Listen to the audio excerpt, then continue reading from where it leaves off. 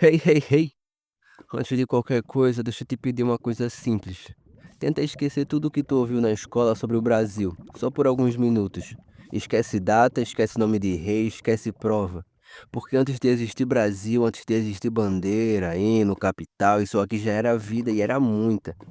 Muito antes de 1500, esse território aqui não era vazio. Não era mato sem dono e não era terra descoberta, era casa.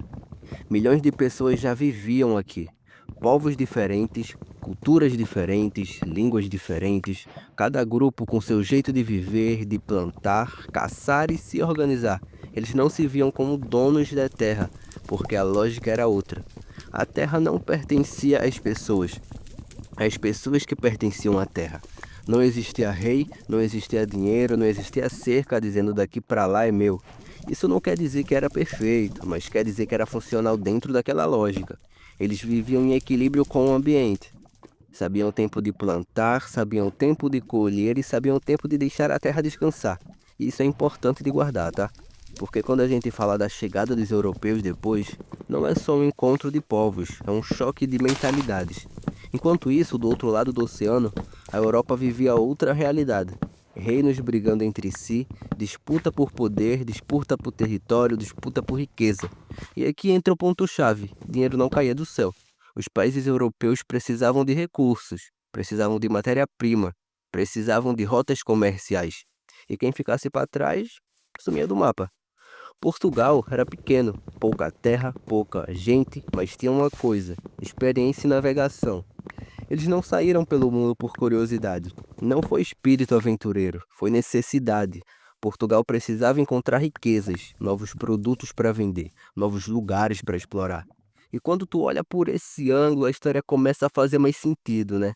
Agora imagina o seguinte cenário: um povo que vive em harmonia com a terra recebe visitantes que enxergam a terra como produto. Um lado vê floresta e o outro vê madeira. Um lado vê rio, o outro vê rota. Um lado vê casa, o outro vê lucro. Esse conflito não começa com tiro, começa com olhar. Quando os europeus chegam aqui, eles não veem uma civilização igual a deles, e isso é crucial. Na cabeça deles, civilização tinha igreja, rei, escrita do jeito europeu, moeda. Quem não tinha isso era visto como inferior. E quando alguém é visto como inferior, fica mais fácil justificar qualquer coisa depois. Esse pensamento não nasce aqui, ele vem pronto da Europa. A ideia de que existe um povo civilizado e o resto precisa ser dominado, convertido ou explorado. Então, quando a gente fala da história do Brasil, não dá para começar em 1500, como se fosse um marco neutro. 1500 é só um momento em que os dois mundos que não se entendiam se encontraram. E esse encontro não foi equilibrado. De um lado, armas, doenças, interesse econômico, e do outro, acolhimento, curiosidade, troca. Os povos indígenas não tinham como imaginar o que aquele contato ia gerar séculos depois.